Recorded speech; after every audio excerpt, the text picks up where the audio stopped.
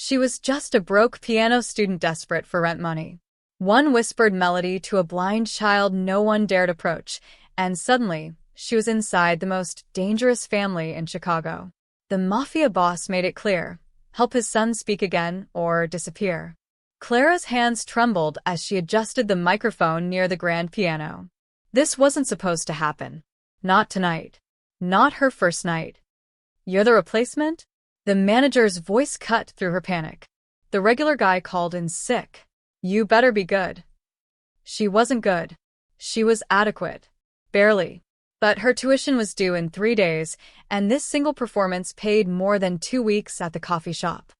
Rossi's restaurant didn't look like the kind of place where people got killed. Crystal chandeliers hung from vaulted ceilings. White tablecloths. Silver cutlery that probably cost more than her rent. But Clara had heard the stories. Everyone in Chicago knew Antonio Rossi's name, even if they pretended not to. She sat at the piano bench, the leather cold beneath her thrift store dress. Her professor's words echoed in her mind. "When you're nervous, find one person in the crowd. Play for them. Only them." Clara scanned the room as her fingers found the opening notes of Debussy's Clair de Lune, businessmen in expensive suits. Women dripping in diamonds. And then A child. a small boy, maybe 10 or 11, sitting perfectly still at the center table. Dark sunglasses hid his eyes despite the dim restaurant lighting. His small hands rested flat on the white tablecloth, and he didn't move, not even to fidget the way children usually did. Beside him sat a man who could only be Antonio Rossi. Silver temples. Sharp jawline. The kind of stillness that came from absolute power. He cut his steak with surgical precision, occasionally glancing at the boy, who never reached for his own untouched plate. The child's suit looked expensive but slightly too large, like he'd been dressed by adults who couldn't quite get the proportions right. No one spoke to the boy. Not the servers who refilled Antonio's wine. Not the associates who approached the table with nervous smiles. They looked at him, quick, darting glances, then looked away, as if staring too long might invoke something terrible. Some looked at the small child with pity, others with discomfort. Clara's fingers stumbled on a chord. The boy's head tilted slightly. Just slightly. She recovered, pushing into the next movement. That's when she noticed it. The boy's fingers. They were moving. Tapping. Not randomly. In perfect rhythm. He was following her tempo, anticipating the crescendos before they came, his small fingers drumming precisely against the tablecloth. He knew this piece. A child that young shouldn't know Debussy like this. The realization made her bolder. She leaned into the music, adding subtle dynamics her professor would have praised. The boy's fingers moved faster, more confidently, his entire focus on the invisible music only he could see in his mind. For the first time all night, Clara forgot about the tuition. The fear. The men with guns probably hidden under their jackets. She played for him. Only him. For the small boy who sat alone in a crowded room. When the final note faded, polite applause rippled through the restaurant. Antonio Rossi nodded once, the closest thing to approval she'd get. Clara stood, smoothing her dress, ready to slip away to collect her payment and vanish into the safety of her cramped apartment. But she couldn't stop looking at the boy. He sat frozen again, hands still, head slightly bowed. The invisible wall had rebuilt itself. Whatever moment they'd shared through the music had evaporated. He looked so small, so alone. Clara didn't think. She just moved. She walked past the table, slow enough that it wouldn't draw attention. As she passed behind the boy's chair, she leaned in, barely, just inches from his ear, and whispered the opening melody of Brahms' lullaby, not the words. Just the tune. 5 notes. Soft as breath. The kind of lullaby a mother sings to her child at bedtime. The boy's entire body went rigid. His lips parted. And then, so quietly that only Clara could hear, he hummed the next line. Perfect pitch. Perfect timing. His small voice fragile but certain. The melody his mother must have sung to him 1,000 nights. Clara's heart hammered. She kept walking, fighting the urge to run. Stop. The voice was cold. Absolute. Antonio Rossi's voice. Clara froze 3 steps from the exit. The restaurant went silent. Even the kitchen noise seemed to die. She turned slowly. Antonio was staring at her. Not with anger. With something else. Something she couldn't read. Shock, maybe. Or hope. You, he said, gesturing with 2 fingers. Come here. Every instinct screamed at her to run.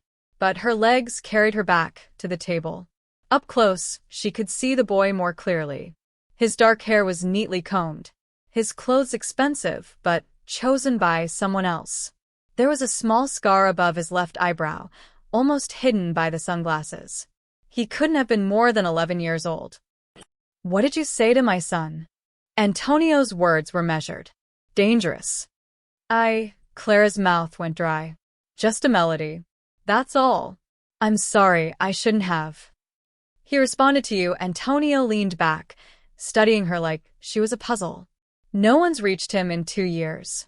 Not the doctors. Not the therapists. No 1 inch.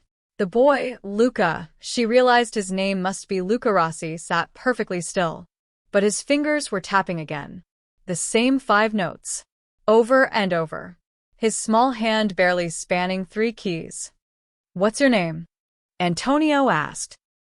Clara. Clara Martinez. Clara, he tasted the name. You play piano. You're a student. Yes. At the conservatory. Antonio pulled out his phone, typed something, then looked at her again. How much are they paying you tonight? $500. I'll pay you $2,000. Every session. Twice a week. You come to my house. You play for him, he nodded toward Luca. Just like tonight. Help him come back to us. Clara's mind raced. $2,000. Twice a week. That was more than she made in a month. That was her tuition. Her rent. Her life. But this child, this was Antonio Rossi's son. I don't know if I can. You can, it wasn't a question. Antonio stood, buttoning his jacket. He placed a hand on Luca's small shoulder. Gentle, the only soft gesture Clara had seen from him. Come, son. Luca stood with practiced precision, one small hand finding his father's arm. He barely reached his father's chest. As they walked toward the private exit, Luca's head turned slightly. Toward Clara. Behind the dark glasses, she felt him seeing her. Really seeing her. Then they were gone. The manager appeared with an envelope. Mr. Rossi said this is for tonight. Plus un bonus. Clara opened it. $3,000. Cash. A small card fell out. Handwritten in sharp script. He's my blood. You hurt him, even by accident, and you disappear. Understand? Clara's hands shook as she pocketed the money. She'd just made a deal with the devil. And somewhere in the back of Antonio Rossi's car, a small blind boy was humming a lullaby he hadn't sung in 2 years. Tuesday came too fast. Clara had spent 2 days convincing herself to back out. She'd researched Antonio Rossi online, finding nothing but restaurant reviews and charity donations. The dangerous stuff didn't live on Google. It lived in whispered warnings from her roommate. Are you insane? The Rossis don't hire people. They own them. But she'd already spent $800 on tuition. The money was gone. And turning down Antonio Rossi felt more dangerous than showing up. The black Mercedes arrived at exactly 8 p.m. The driver didn't speak. Didn't even look at her. Just opened the door and waited. The drive took 40 minutes, leaving the city lights behind for sprawling estates hidden behind iron gates. When they finally stopped, Clara expected the mansion. Instead, they'd returned to Rossi's restaurant. The dining room was empty except for one table. Antonio sat alone, reading something on his tablet. Luca was nowhere in sight.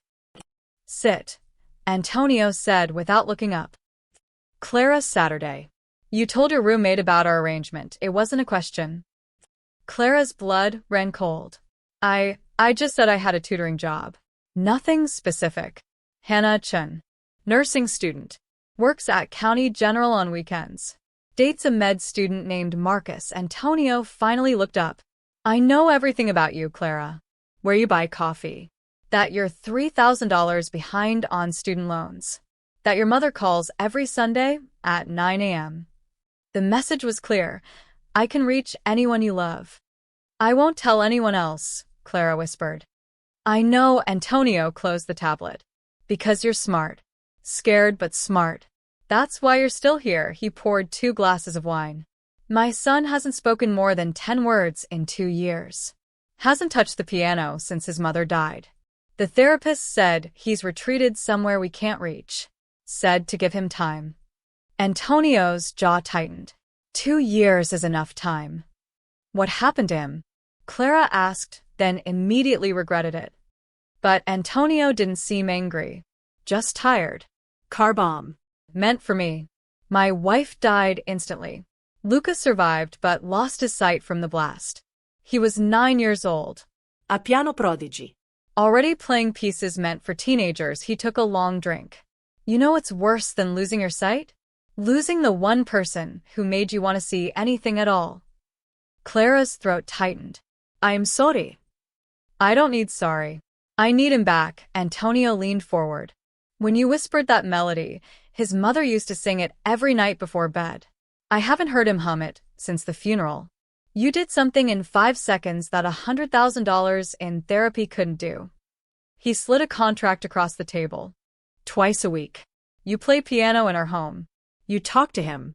Music only, no therapy, no pushing. If he responds, you continue. If he progresses, your payment increases. If he gets worse, Antonio, let the silence finish the threat. Clara picked up the contract. The pay was listed for $1,000 per week. Her hands shook. What if I can't help him? He's just a child. What if? Then you tried. But Clara, Antonio's voice dropped.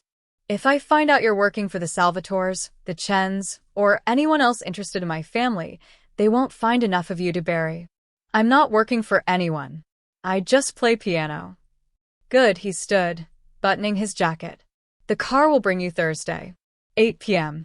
Luca will be waiting. As Antonio walked toward the exit, Clara found her voice. Why did you bring me here instead of your house?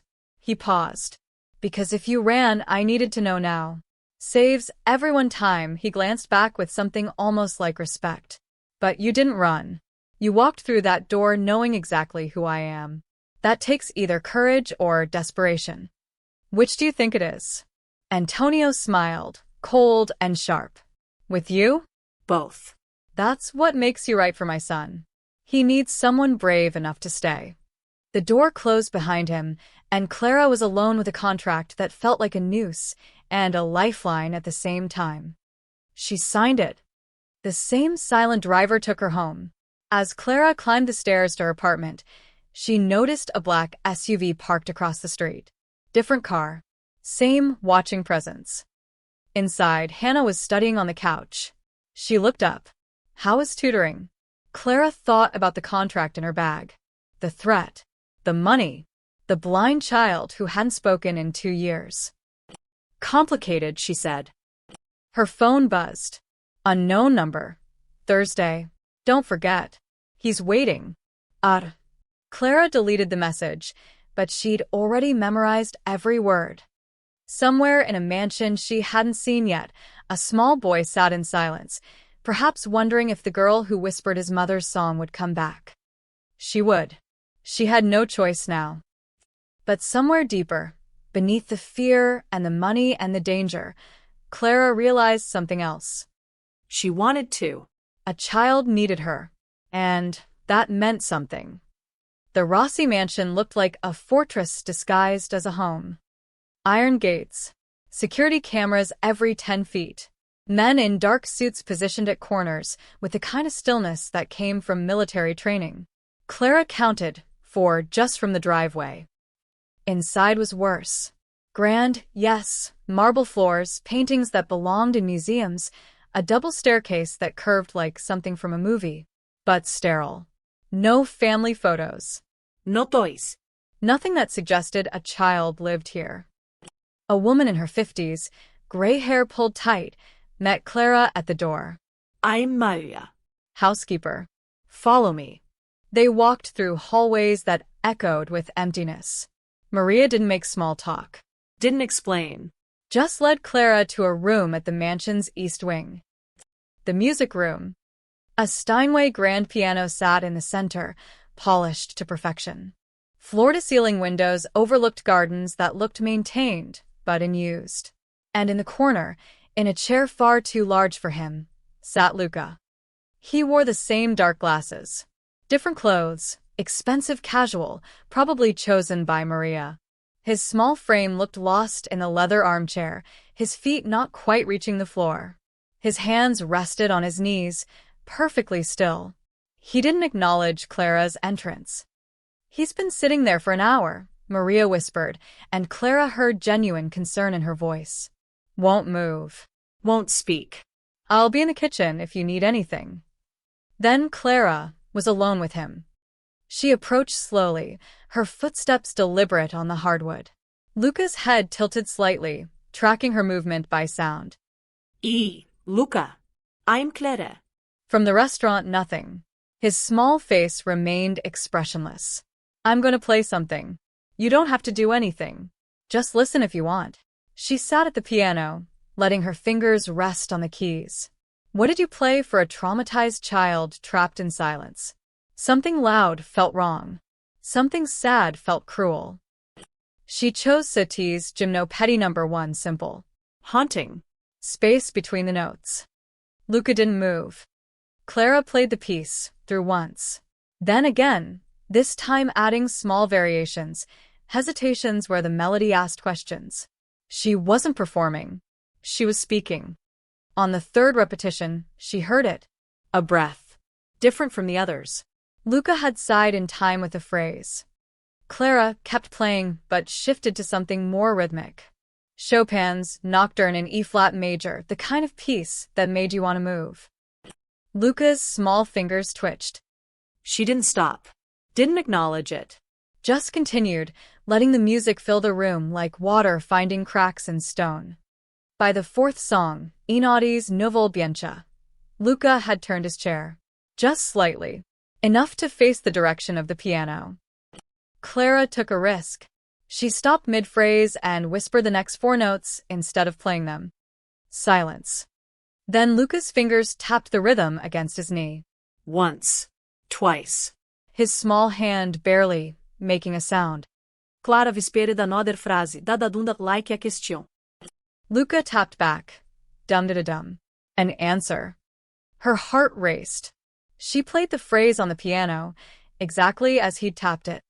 For the first time, Luca's lips moved. Not into a smile. Something smaller. Recognition, maybe. Or surprise that someone understood. "You hear it, don't you?"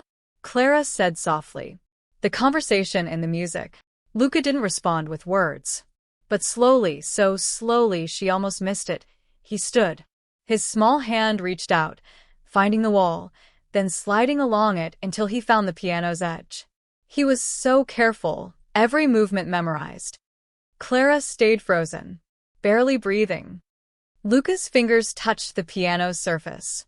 He traced the wood grain, the curve of the lid, the music stand. Then his hand hovered over the keys. His fingers were so small. A child's hands that once created magic.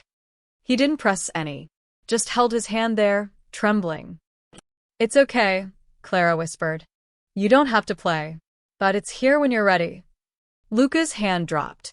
He turned away, walking carefully back to his chair, movements memorized from repetition. But something had changed. The air felt different, less empty. Clara played one more piece, the Brahms lullaby from the restaurant. When she finished, she stood quietly. "I'll come back Thursday," she said. "Same time. If you want." She was halfway to the door when Luca spoke. His voice was small, rough from disuse, barely above a whisper. "My mama played that." Clara froze. "I know. She played it wrong. Always rushed the third measure." Despite everything, the tension, the fear, the strangeness, Clara smiled. Even grieving, even blind, he was still a perfectionist. Still a musician. Did you correct her? The smallest pause. Then, and Clara could hear the ghost of a memory in his voice. Every time, she laughed. When Clara left, she found Antonio standing in the hallway. He'd been watching through a security monitor mounted discreetly near the door. He spoke, Antonio said. Not a question. A statement of something he'd seen but couldn't quite believe. 3 sentences. That's 3 more than anyone else has gotten. Antonio studied her. His expression was different, softer somehow. You'll come back Thursday? Yes. Good. He started to walk away, then stopped. Clara? My son. He hasn't mentioned his mother without crying in 2 years. Whatever you're doing, don't stop. On the drive home, Clara's hands wouldn't stop shaking. Not from fear this time. From something else. She'd heard Luca's voice. Quiet and broken, but real. A child's voice carrying the weight of loss too heavy for her small shoulders. And in that moment, she'd glimpsed the person still trapped inside the silence. A boy who remembered music, who corrected his mother's mistakes with love, who was still fighting to come back. Thursday suddenly felt too far away. 3 weeks changed everything. Clara's Tuesday and Thursday visits became the structure around which her life reorganized. Classes, coffee shop shifts, homework, all of it squeezed between sessions with Luca. He was talking now. Not much, but enough. That chord progression is lazy, he said during their 5th session, when Clara played a simplified version of a Rachmaninoff piece. His small voice was matter-of-fact, no hesitation. Excuse me? You're avoiding the difficult transition. Play it properly, or don't play it at all. His small chin lifted with stubborn determination. Clara had laughed, actually laughed, and played it correctly. When she finished, Luca had nodded once. Approval. She'd felt absurdly proud.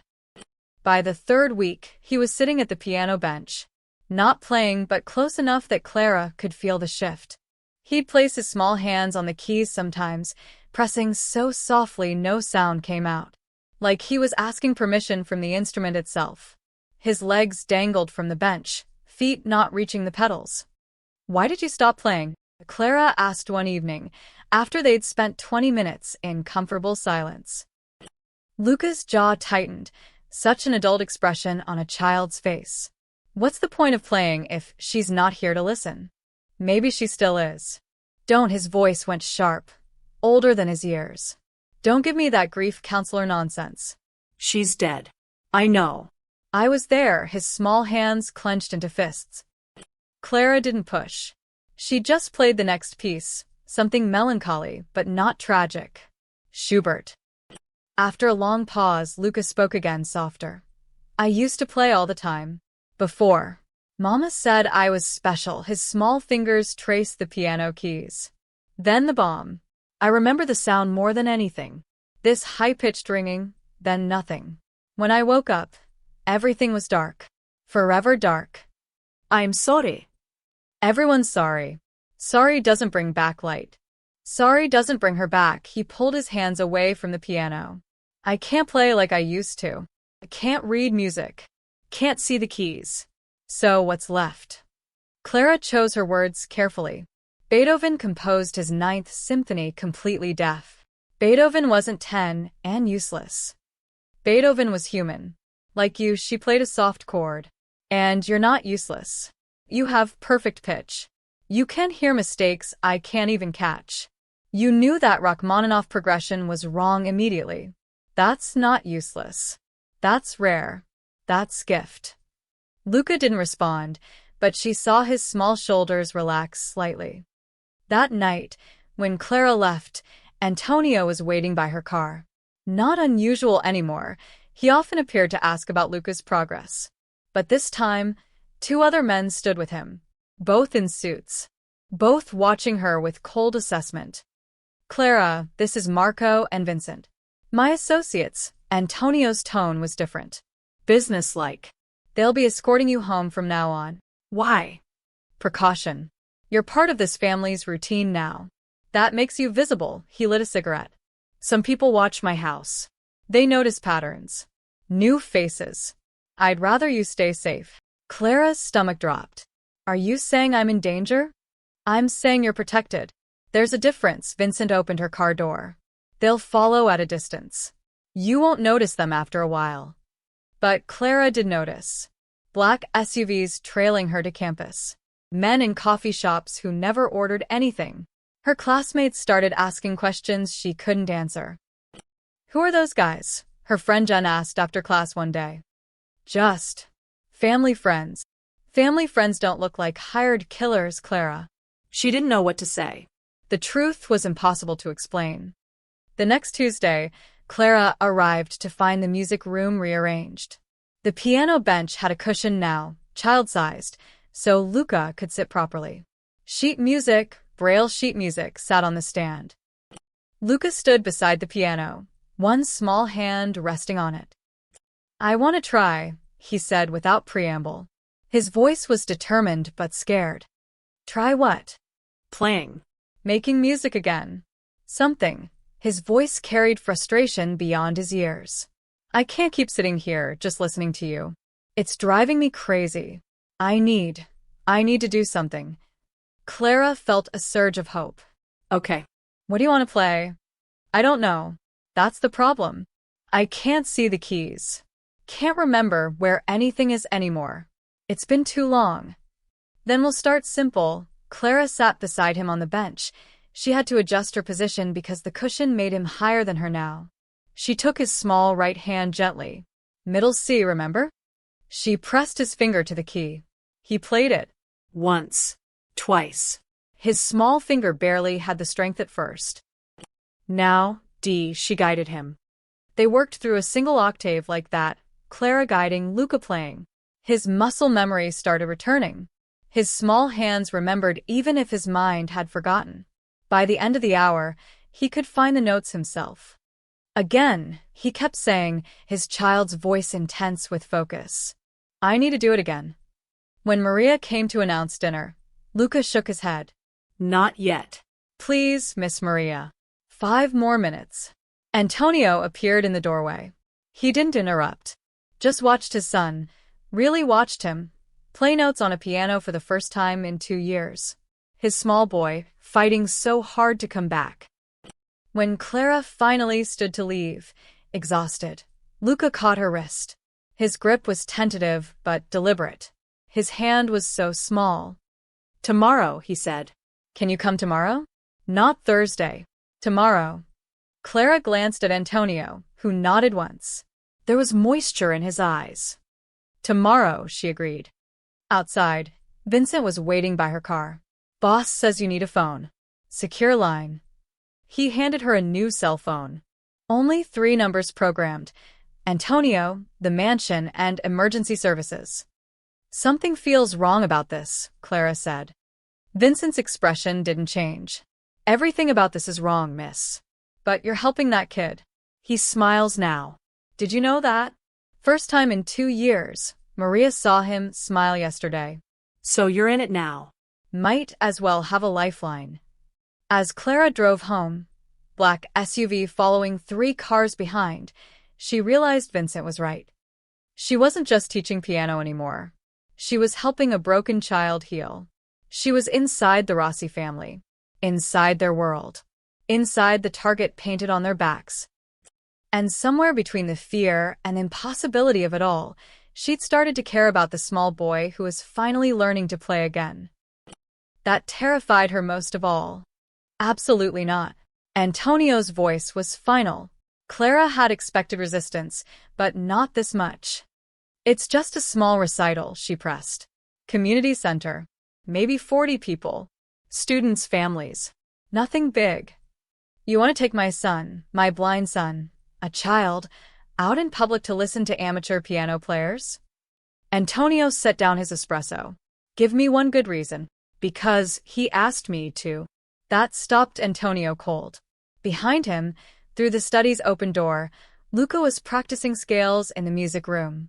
Hesitant notes, but consistent. Every day his small hands played a little more. He's been working on something, Clara continued. A simple piece he's composing. He wants to hear how other people interpret music. Wants to Feel normal for one night. He told me yesterday. He said he wants to remember what it's like to just be a kid who likes music. Antonio's jaw worked. The Mafia boss wrestling with a father. 1 hour, he finally said. Vincent and Marco go with you. You sit in back.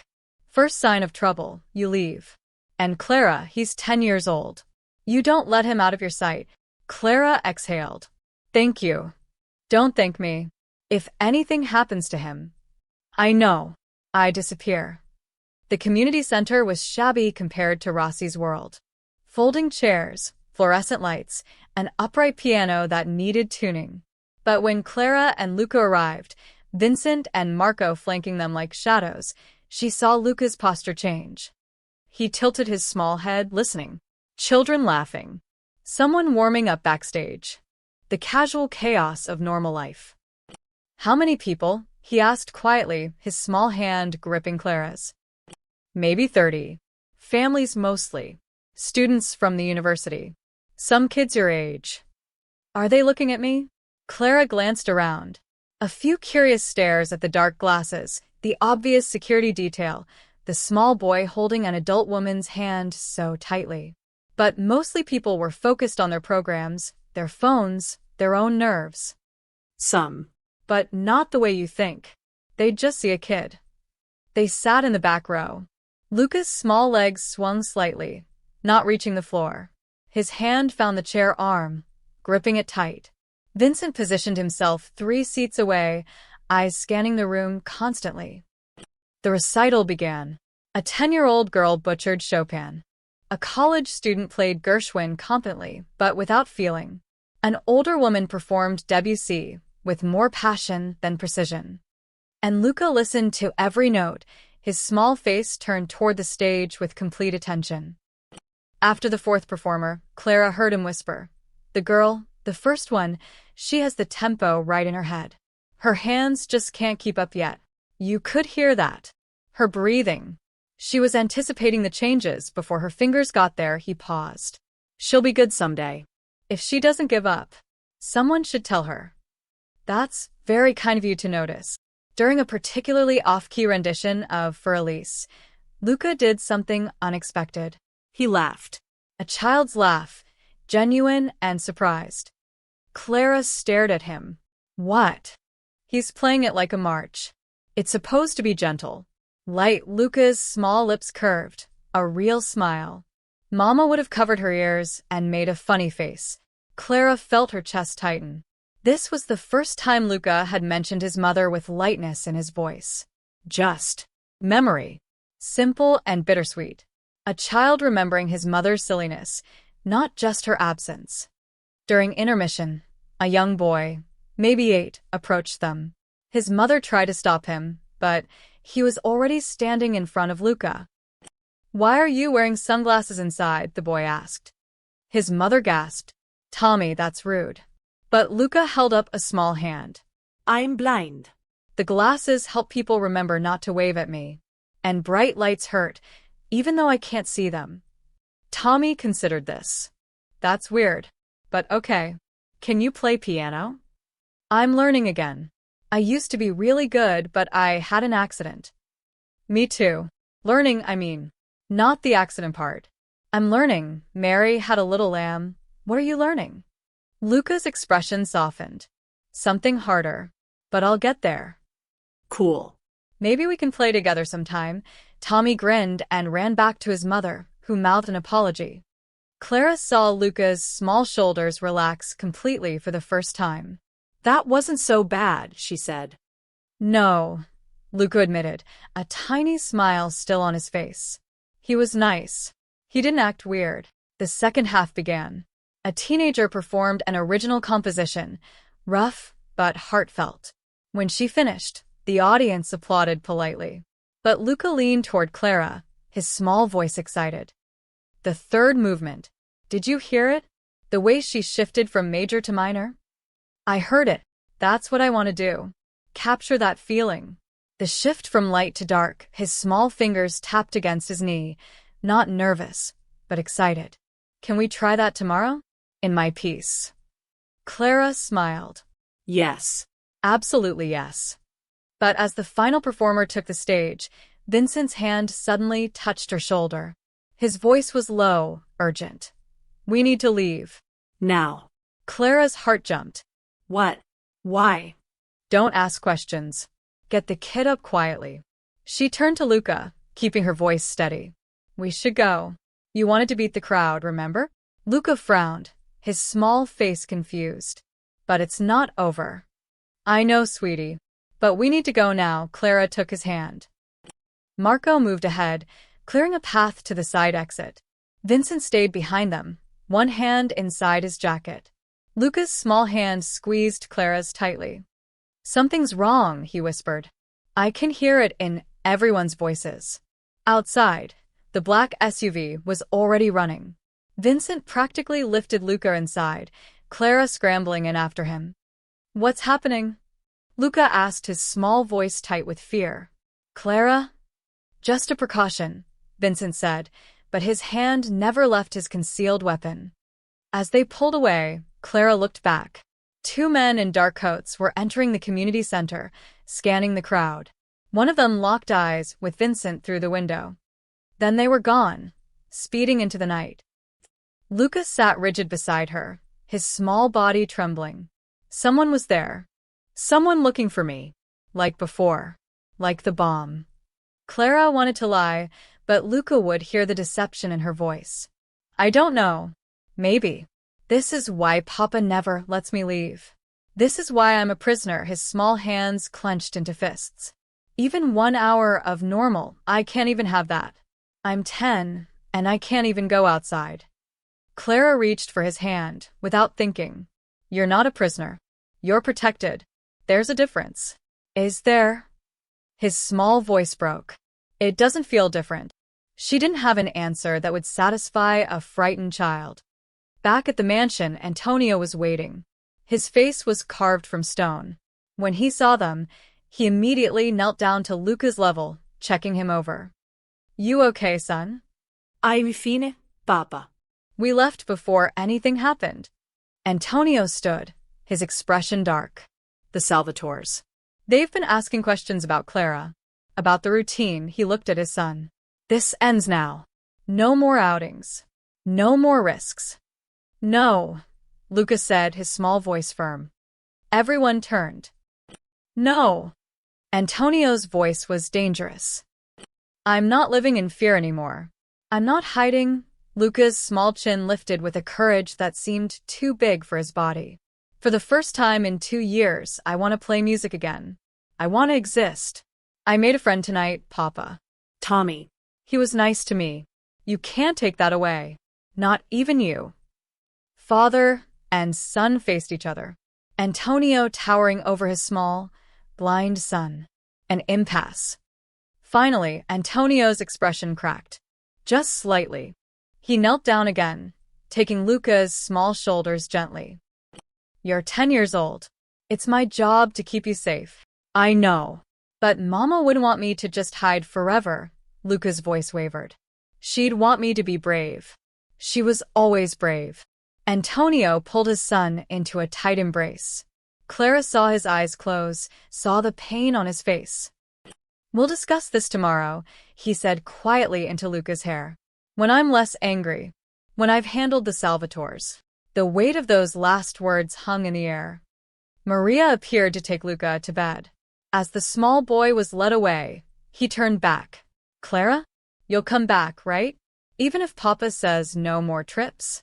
"I'll come back," Clara promised. "Always."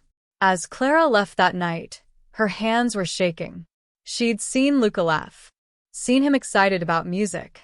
Seen him defend his right to live. Seen him act like a child should, making friends, enjoying a recital. But she'd also seen the shadows closing in. And she had no idea how much time they had left. Clara didn't hear from the Rossis for 3 days. No calls. No cars waiting outside her apartment. The secure phone stayed silent. On the 4th day, Vincent appeared outside her morning class. "Get in the car." "What happened? Is Luca?" "He's fine." "Your presence is requested." "Now." The drive was tense. Vincent's jaw was tight and Marco, usually stoic, kept checking his phone with increasing agitation.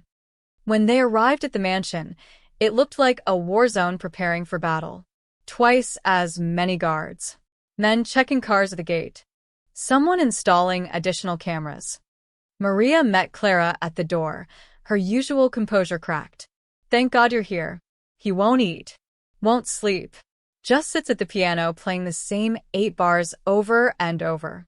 Clara heard it before she saw him. Discordant notes, angry and repetitive.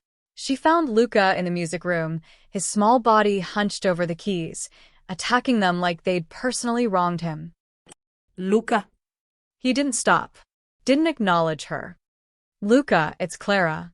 I know who you are, his small voice was raw. 3 days. You disappeared for 3 days. Your father didn't call me. Because he's been busy, Luca's small hands crashed down on the keys. Busy making people disappear. Busy proving he's still the most dangerous man in Chicago. Busy reminding me that everything I touch turns to blood. Clara approached slowly. What happened? The Salvatores sent a message. A threat. So my father sent one back. Luca's small voice broke. Do you know what that means in his world? It means bodies. It means war. It means more people are going to die because of us. He stopped, breathing hard. Clara sat beside him on the bench. Your father is protecting you. Is he? Or is he protecting his legacy? His heir? Luca's laugh was bitter, too old for a child. Sometimes I can't tell if he loves me, or just loves what I'm supposed to become. The next Rossi boss. He loves you. I've seen it. Then why won't he let me be normal? Why can't I just be a kid? His small voice cracked.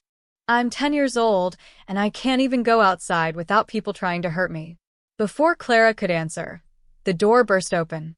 Antonio strode in, phone in hand, fury radiating from every step. We have a problem. Vincent appeared behind him. Sir, maybe we should. She needs to know. Antonio turned to Clara. The Salvatores know your schedule. They know you leave here every Tuesday and Thursday at 9:30 p.m. They've been following you for weeks. Clara's blood turned to ice. Why? Because you're the only outsider who comes here regularly. They think you're leverage. Antonio's expression was stone. They tried to grab you tonight. Vincent intercepted them 2 blocks from your apartment. The room spun. What? You're staying here. Both of you. No more trips. No more exposure until this is finished. No. Luca stood abruptly from the piano bench, his small frame shaking. You don't get to lock her up too. I'm keeping you both alive. By making us prisoners? By turning everything into a cage. Luca's small voice cracked with emotion. Mama died because of your world. I lost my eyes because of your world. And now Clara's in danger because of your world. When does it end, Papa? When? The silence was suffocating. Antonio's voice dropped to something dangerous. It ends when I say it ends. When the Salvatores are no longer a threat. When? An explosion shattered the windows. Clara hit the floor as glass rained down. Strong hands, Vincent's, dragged her behind the piano. Gunfire erupted outside. Shouting. The sharp crack of bullets against stone. Luca. Antonio's voice, raw with terror. Papa. I'm here. Luca's small voice was somewhere to Clara's left, disoriented, panicking. Clara crawled toward his voice, glass cutting her palms. She found him pressed against the wall, his small body curled up, hands over his ears, shaking violently. Luca, it's me. It's Clara. She grabbed his small hand. We need to move. Can you follow my voice? I can't. I don't know where the sounds. His small voice was terrified, the 10-year-old child completely overwhelmed. More gunfire. Closer now. Clara made a split-second decision. She started humming, loud enough for Luca to hear over the chaos. The lullaby. Their lullaby. His mother's lullaby. Luca's small fingers found hers and gripped tight. Left, she whispered, pulling him. 3 steps. Now right. There's a doorway. You're doing so good, sweetie.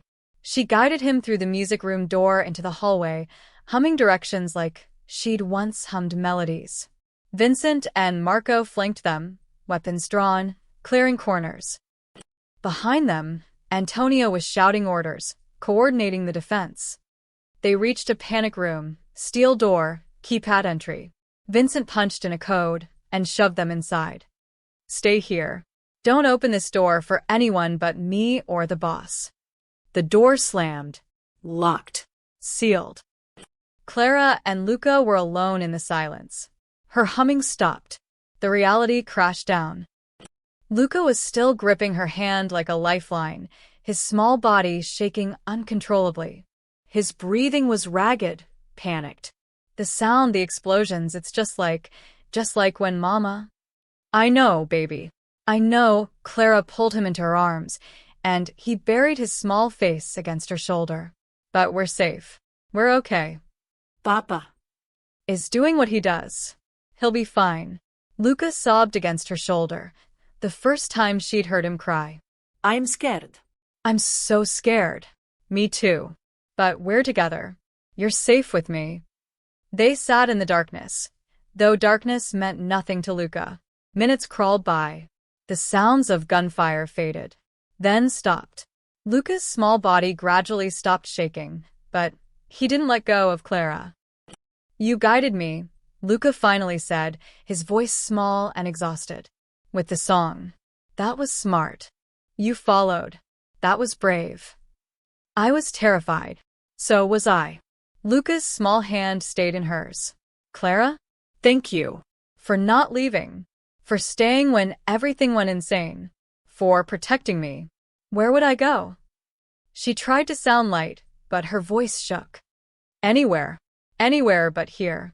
Anywhere safe. His small voice was sad. You should leave. This isn't your fight. You're wrong. It is my fight now. Clara squeezed his small hand. Because I care about you. And that makes it my fight. The lock clicked. The door opened. Antonio stood there, blood on his suit sleeve, a cut on his forehead, exhaustion in his eyes. It's over. For now, he looked at his son. You're right. This has to end. I'm handling it. Permanently. Luca stood, not releasing Clara's hand. What does that mean? It means I'm calling a meeting. The families. We're settling this the old way. Antonio's expression was grim. 2 weeks. There's a charity gala at the restaurant. Everyone will be there. Neutral ground. We'll either make peace or make war. He looked at Clara. And you'll play piano. Just like the first night.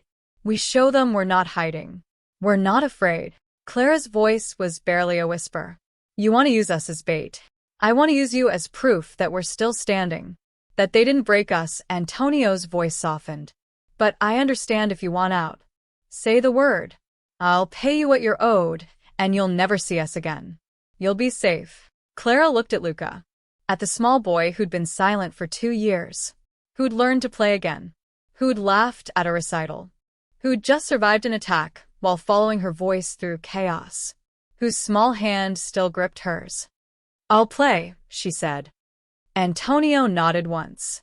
Respect in his eyes. As he left, Luca tugged Clara's hand.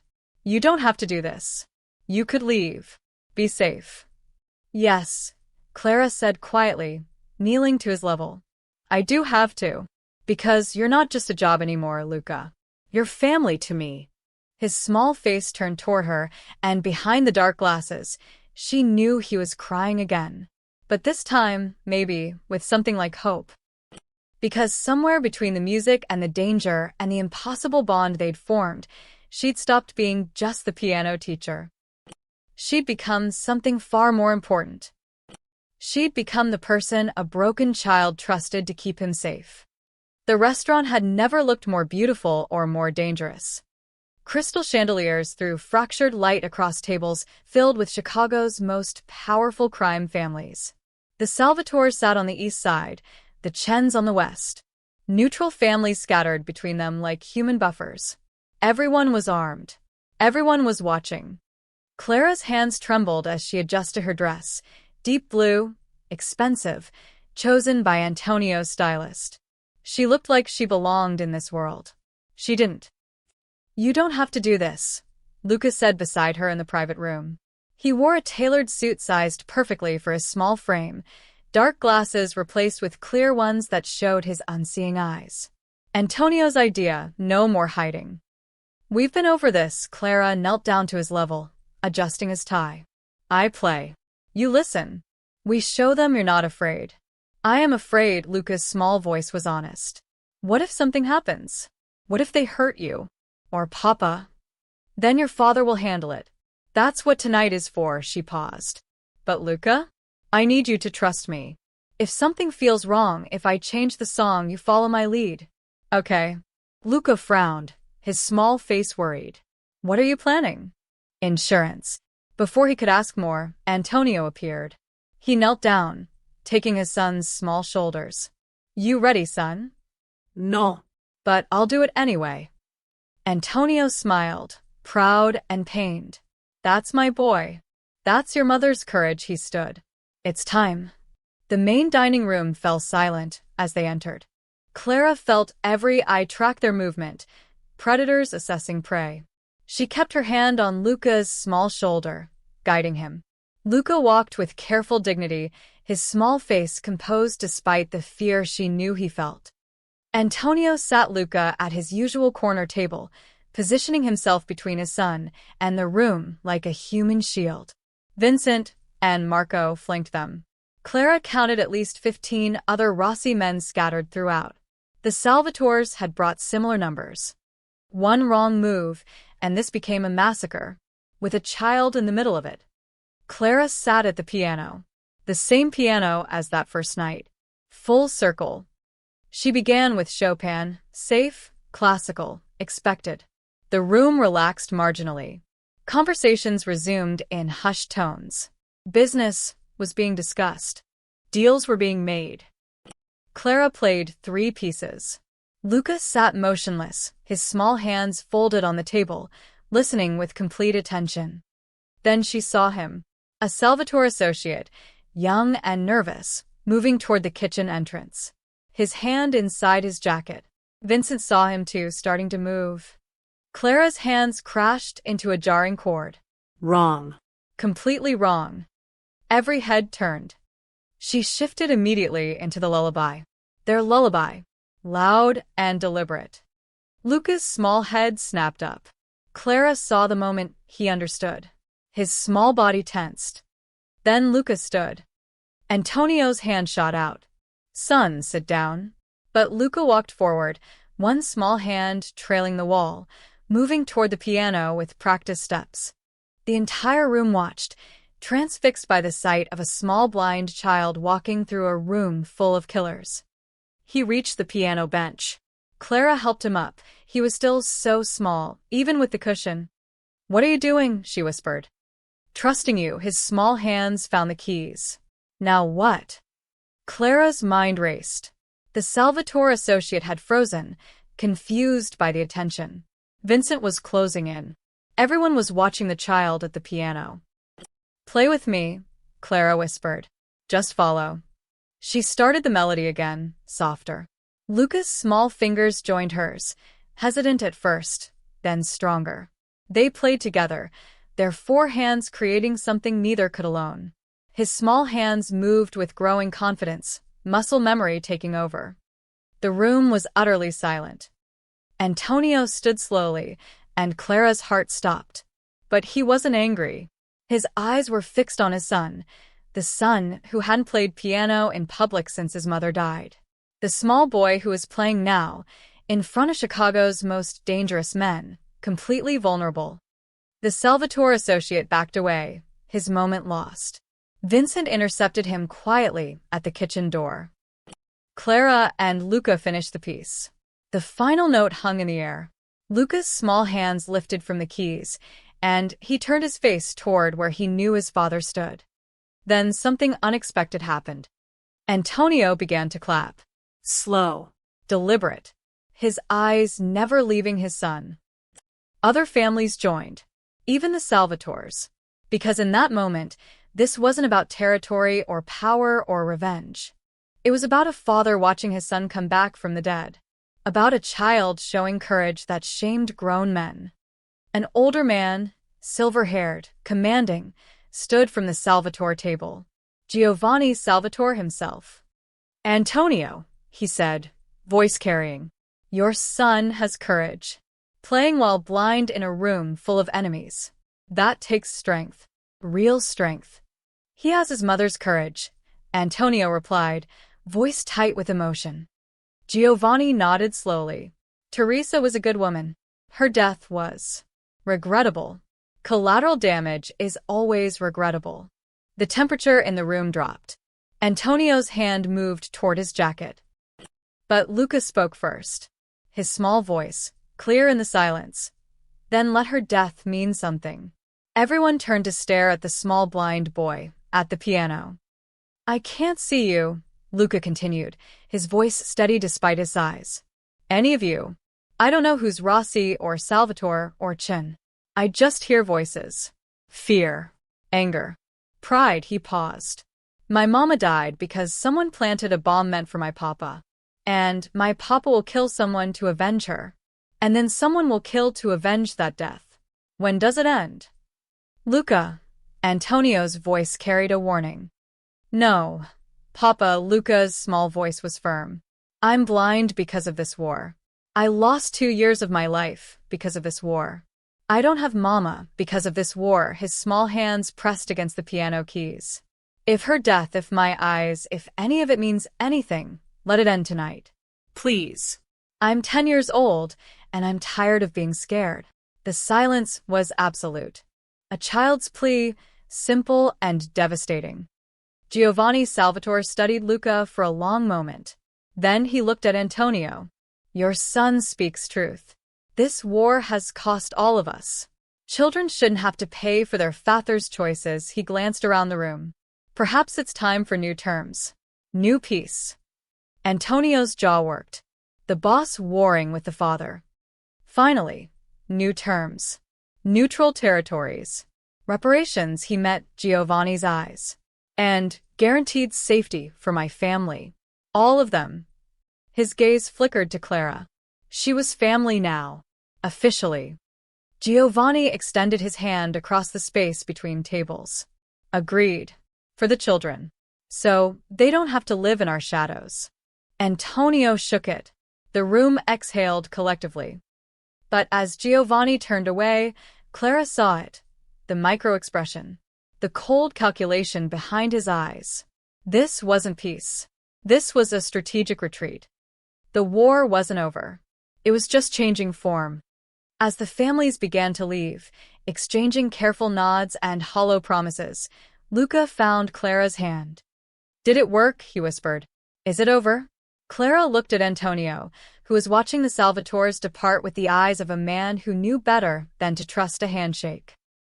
"For tonight," she said quietly. Luca's small hand squeezed hers. "But not forever." No, sweetie. "Probably not forever." "Then we'll just have to be ready." His small voice was sad but accepting. "That's what Mama would say. Be ready, but keep living anyway." Clara pulled him into a hug. This small, brave child who just faced down a room full of killers with nothing but honesty and music. "Your mama was very wise," Clara whispered. "I know," Luca said into her shoulder. "I miss her every day." Because she'd learned something in these weeks with the Rossis. In their world, peace was just another word for the silence between bullets. And the silence never lasted long. But maybe, just maybe, they'd bought themselves some time. Time for a small boy to heal. Time for music to work its magic. Time for a child to just be a child, at least for a little while longer. The mansion felt different in the morning light. Clara arrived 3 days after the gala to find the gates less fortified. Still guarded, but the tension had eased. Inside, Maria was humming, actually humming, as she arranged flowers in the entry hall. "He's been waiting for you," Maria said with something close to a smile. "Been at the piano since dawn. Won't even eat breakfast until you get here." Clara found Luca in the music room, but the scene stopped her in the doorway. He wasn't just sitting at the piano. He was composing, his small fingers moving across the keys with growing confidence, occasionally stopping to tap notes on braille sheet music beside him with a special stylus Maria had taught him to use. He was writing something down, preserving it, planning to play it again. "You're early," Luca said without turning around, a small smile on his face. "You knew it was me. Your footsteps. You walk softer than Miss Maria. Faster than Papa." He played a gentle chord. "Also, you're the only one who stops in the doorway like you're afraid to interrupt." Clara sat beside him on the bench. "What are you working on?" "Something for her." For Mama, his small voice was steady now, not broken. "I couldn't play after she died, because every note felt like losing her again. But you showed me something." "What's that?" "Music isn't about holding on. It's about letting go. Letting the sound exist, and then releasing it into silence." He played a phrase. "Melancholy, but not tragic. Beautiful. She's in the silence between notes. I just had to learn to hear it." Clara felt tears prick her eyes. "That's beautiful, Luca. So beautiful."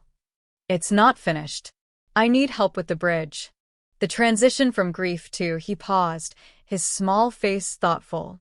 "Whatever comes after grief. Acceptance. Maybe. Or just living. Being okay again." His small fingers played a few experimental notes. "Will you help me?" "Always." They worked for an hour, trading melodies, building harmonies. Luca's composition was raw but genuine, a conversation between pain and hope. Clara added subtle variations, and Luca refined them with the precision of someone who heard every nuance. His small hands were getting stronger, more confident every day. Antonio appeared eventually, standing in the doorway just as Clara had. Watching his son play. Really play. Create something new. When they finished the session, Antonio gestured for Clara to follow him to his study. Luca stayed at the piano, continuing to work, his small voice humming the melody. "He's different," Antonio said, pouring 2 glasses of scotch. "Lighter. Like a weight I couldn't see is lifted. He's healing. Children are resilient." "Because of you," Antonio slid an envelope across the desk. "Your payment. Plus un bonus." Clara opened it. "Far more than their original agreement." "I'm also offering you something else," Antonio continued. À permanent position. "Full-time music teacher for Luca. Salary, benefits, security. You'd be protected under the Rossi name. Officially. You could quit school, focus on this. Or continue school. We'd pay for it. Whatever you need." Clara stared at the envelope. Life-changing money. Safety. Everything she'd struggled for. "But," she asked, hearing the unspoken condition. "But you'd be part of this world. My world.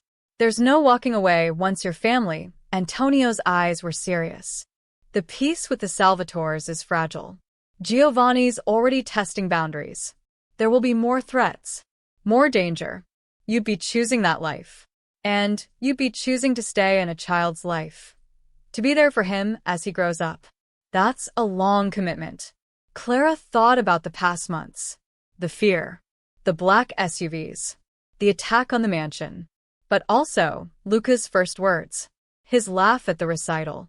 His small hands finally finding the piano again. The boy who'd been lost in silence learning to speak through music. The brave child who'd faced down a room full of killers with nothing but truth. "What does Luca want?" she asked. Antonio's expression softened completely. "He asked me this morning if you'd stay. Said you're the first person since his mother who sees him instead of his blindness.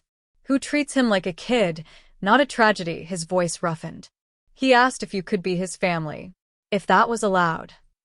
Clara's chest tightened. Her eyes filled with tears. "I have a counteroffer," she said slowly. "I'll stay. I'll teach him. I'll be there for him, for however long he needs me. But not as an employee. As his friend. His family. No contract. No ownership. I come because I choose to, and I leave if I need to. But I don't plan to leave." Antonio studied her for a long moment. Then, surprisingly, he smiled, a real smile. warm and genuine. My son is very lucky. You have the courage to stand up to me, the courage to demand respect. That's exactly the kind of person he needs in his life. He raised his glass. Welcome to the family, Clara. The real 1 inch. They drank. The scotch burned, but Clara barely noticed. When she returned to the music room, Luca had started playing the completed section of his mother's piece. Clara stood in the doorway, listening. The melody spoke of loss, but also hope. Darkness, but also dawn. It was the sound of someone who'd been broken learning to be whole again. A child finding his way back to the light, one note at a time. Clara? Luca called without stopping, his small face turned toward the door. Are you staying? Really staying? She walked to the piano, sat beside him, and added a harmony line to his melody. Their hands moved together across the keys. Adult and child, teacher and student, family. I'm staying, she said. Luca's expression, the closest thing to peace she'd ever seen on his small face, was answer enough. He leaned against her slightly as they played, and Clara felt her heart swell with something fierce and protective. Outside, the world was still dangerous. Giovanni Salvatore was still plotting. Antonio was still a mafia boss with enemies who'd kill for weakness. The black SUVs would still follow her home. The threats would come again. But inside this room, something else existed. Something the violence couldn't quite touch. Music. Connection. Love. A small blind boy who'd learned to see through sound. A scared girl who'd found courage in unexpected places. And a father who'd rediscovered his son through the whisper of a lullaby. The piece ended. Luca's small hands lifted from the keys. Again, he asked, hope in his voice. Clara smiled, ruffling his dark hair. Again. As many times as you want. Forever? Forever.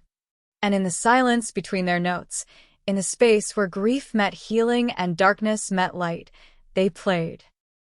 The mansion, once a fortress of silence, filled with music and laughter and the sound of a child being a child again. Luca would have challenges ahead. The blindness would never go away. The trauma would surface sometimes.